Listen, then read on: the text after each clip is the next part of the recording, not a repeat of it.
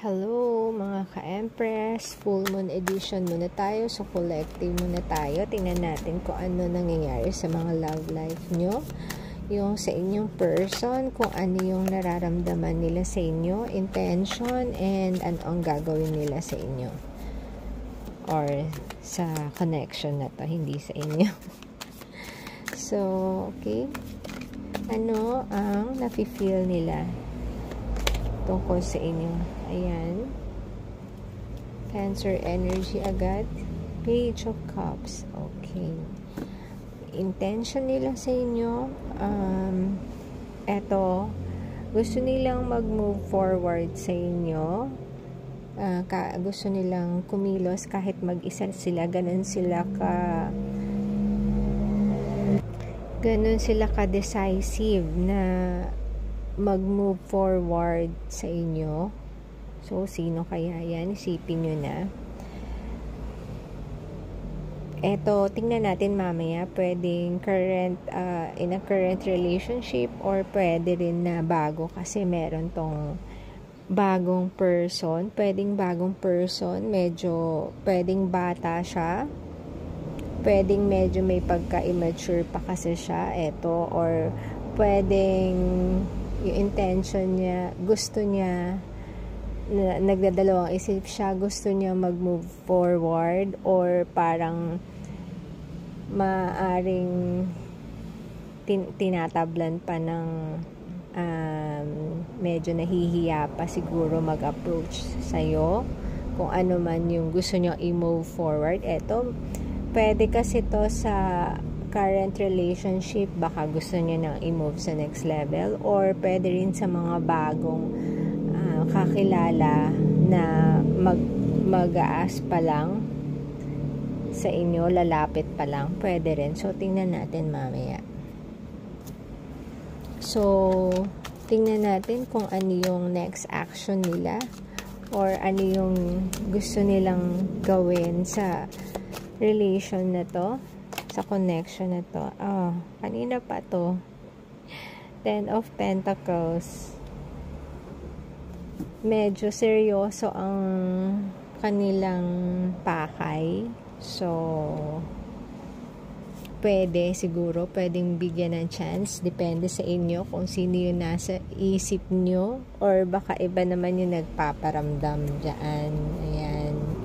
So, tingnan natin kung ano yung pwedeng mangyari.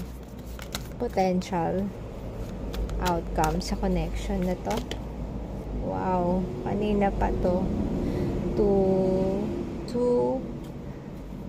Two of Cups. So, eto yung pwedeng, if bago ito, eto magiging re-realize nyo na kayo talaga yung made for each other. And even sa current relationship, kung nasa in relationship kayo, pwede, eto, ayan pala. Kung in relationship kayo, pwede na, baka yung iba sa inyo, mag-level up na, ayan. Ayan, 3 of Wands, yung mga naghihintay dyan ng matagal, ayan.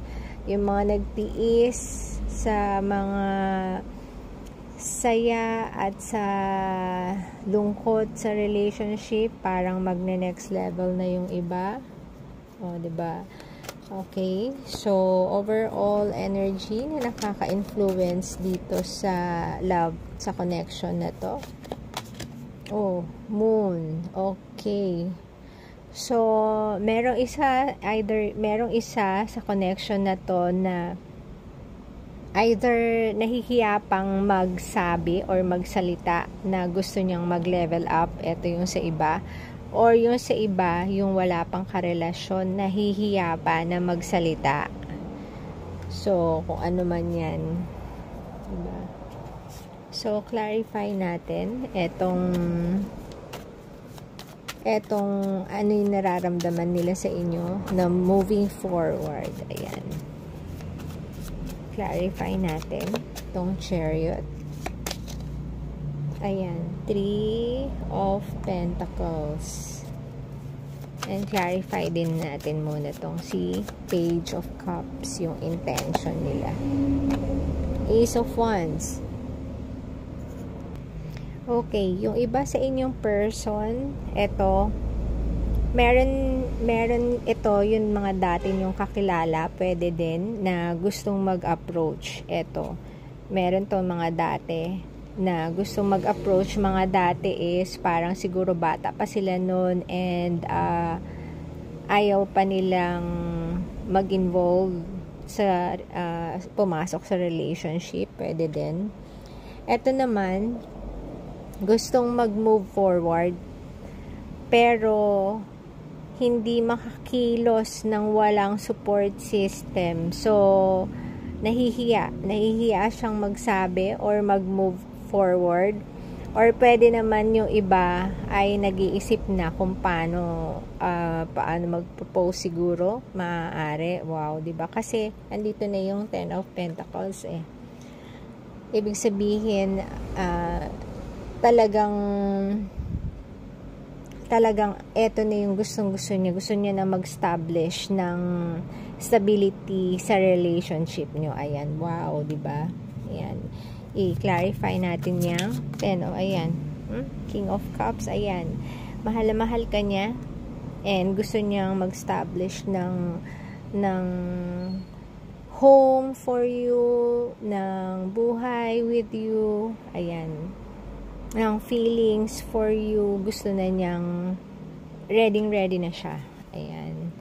Pero nga, eto, parang either, yung iba siguro nagpaplano na, pwede na nagpaplano na. Ayan, di ba? Na-booking na natin sila. So, yung iba naman, urong-sulong. So, kailangan parang i-push pa ng mga barkada. May mga tao kasing ganyan. So, kailangan pa ng support system.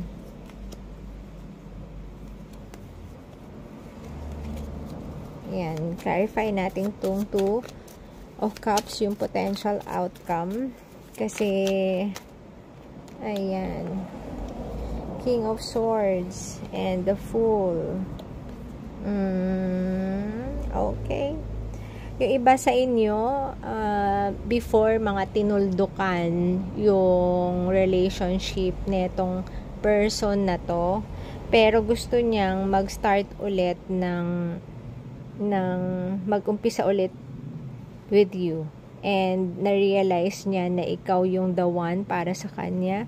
So, maaaring siya itong nag-uurong sulong, itong Ace of Wands na dati, na gustong bumalik sa buhay mo. So, ayan. So, clarify natin itong the Moon.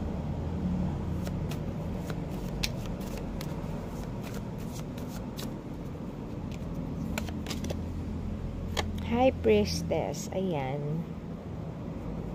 Ayan. Ikaw, High Priestess ka. So, tahimik ka. And siya din, secretive din siya. So, ito yung nagiging hindrance kung bakit hindi nagko-connect itong connection na to. So, walang gustong umimik, pero napakalaki ng possibility na ang ganda-ganda ng relationship nyo and maganda yung gusto nyo establish and meron talagang love sa inyo. So, eto ang nagiging balakid. Ayan muna naman. Diba? Oh, kung ano yung lumabas dun, eto.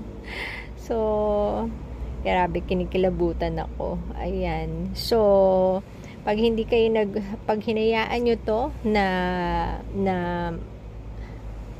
maging tahimik kayo at hindi kayo mag-move forward, eto, binibigyan na kayo ng chance. Full moon ngayon, kinikilabutan ako. Eto, binibigyan na kayo ng chance ng universe na mag-move forward. So, kung hindi, eto ang sasapitin yung dalawa. 3 of Cups. 3 of Swords. So, yan. So, nasa sa inyo ang decision kung sino ang mag-move para sa connection na to. If ever naka-resonate, and palike na lang po. If ever hindi, mag-abang na lang ng next. So, general reading to, hindi lahat makaka-resonate. So, ayun po. Have a great day and God bless po.